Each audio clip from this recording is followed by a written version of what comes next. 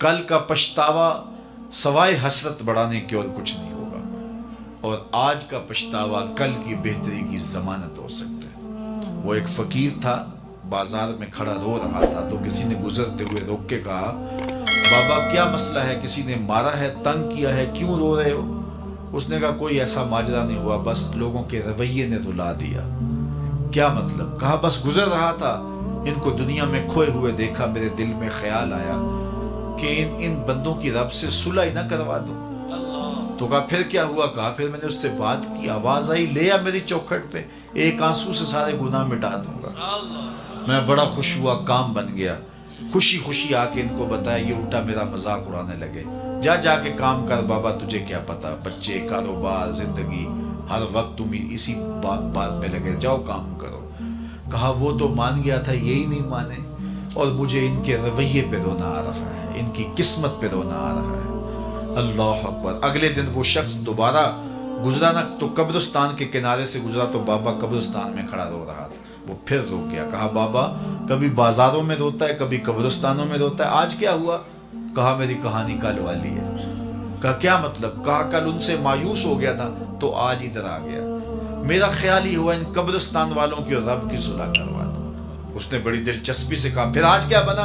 کہا آج یہ مان گئے وہ نہیں مانتا، کل وہ مانتا تھا وہ نہیں مانے، آج یہ مانتے ہیں وہ نہیں مانتا۔ تو آج ہم مان لیں تو وہ تو آمادہ ہے ماننے میں، وہ تو ایک آنسو سے سارے دفتر بدیوں کے دھو ڈالے، وہ تو مائل بکرم ہے، کوئی سائل تو بن کے آئے، کوئی جھولی تو پھیلا کے آئے۔ التائب من الذنب کمن لا ذنب لہ، گناہ سے توبہ کرنے والا ایسا ہے جس طرح اس کے دامن پہ گناہ کا ایک دھبا بھی نہ ہو۔ اللہ مٹا دیتا ہے اور اس کو ایسے کر دیتا ہے جیسے ابھی ماں کے پیٹ سے جنم لیا ہو۔ لیکن یہ امید کہ ابھی بوڑھا ہونا ہے، ابھی زندگی پڑی ہوئی ہے، کتنے لوگوں کے جنازے اٹھ گئے یہ سوچتے ہوئے کہ ہم نے بڑھاپے میں پہنچنا۔ امام غزالی فرماتے ہیں نظر دوڑا کے دیکھو، تمہیں بوڑھے کم ملیں گے، جوان زیادہ ملیں گے۔ کہا اس کا مطلب یہ ہے بڑھاپے تک سارے نہیں پہنچتے، زیادہ جوانی میں چلے جاتے ہیں۔ پھر فرمایا مزید نظر دوڑا کے دیکھ لو، معاشرے میں تمہیں بچے زیادہ ملیں گے، جوان کم ملیں گے۔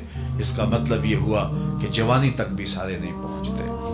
تو اس لیے قبل اس سے کہ وہ وقت آئے کوئی حجت باقی نہ رہے، یہ مختصر زندگی اللہ اور اس کے رسول کے نام پہ لگا دینی چاہیے۔ حضور کی محبت کا تقاضا بھی یہی ہے کہ ان کی تعلیمات کو اختیار کر لیا جائے۔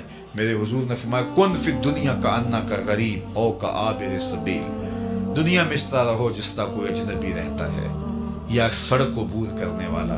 جب سڑک عبور کرتے ہیں تو آپ دائیں بائیں سے دیکھ کے گزر جاتے ہیں، بس زندگی گزار جاؤ، حقیقی منزل ہماری آخرت ہے، اور جس نے آخرت کو بھلا دیا، آخرت سے غافل ہو گیا، اس نے اپنا سخت نقصان کیا۔ قیامت کے دن میں نے تو یہ بھی پڑھا ہے کہ نیکوکار بھی پچھتائیں گے۔ بدکاروں کا پچھتانا تو سمجھ میں آتا ہے، نیکوکار کیوں پچھتائیں گے؟ جب اپنے اچھے اعمال کی جزا دیکھیں گے تو پچھتائیں گے، ہائے جو چند لمحے ضائع کیے وہ بھی کیوں ضائع کر دیے۔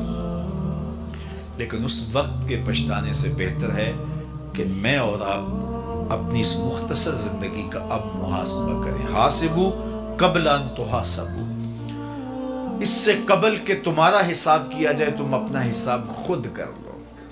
یہ ہم عمرے پہ جاتے ہیں نا، تو جب واپسی کے لمحے ہوتے ہیں تو میں دیکھتا ہوں ہر بندہ اپنا سامان تول رہا ہوتا ہے۔ میاں کیوں سامان تول رہے ہو؟ ایئرپورٹ پہ جا کے پریشانی نہ بنے، تو پہلے ہی سامان تول کے کہ زیادہ نہ ہو جائے، بوجھل نہ ہو جائیں، ایئرپورٹ پہ مسئلہ نہ بنے۔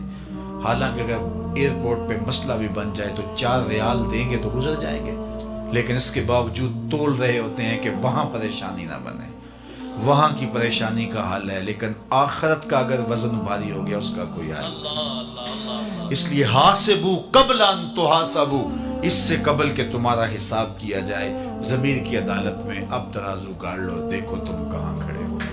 جو بدیاں کی ہیں وہ تو کنفرم ہے بدیاں ہیں، جو نیکیاں کی ہیں اگر ریا ہے تو لٹ گئی، کچھ پلے نہیں ہے۔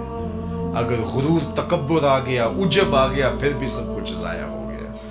کتنی نیکیاں ہیں اور کتنی برائیاں ہیں، اور ہم ایک احکم الحاکمین کے حضور حاضر ہونے والے ہیں۔ تو اس مختصر زندگی کو اللہ اور اس کے رسول کے نام پہ لگا کر کے اللہ کے لیے زندگی گزارو، یہ زندگی بھی اچھی، وہ زندگی بھی اچھی،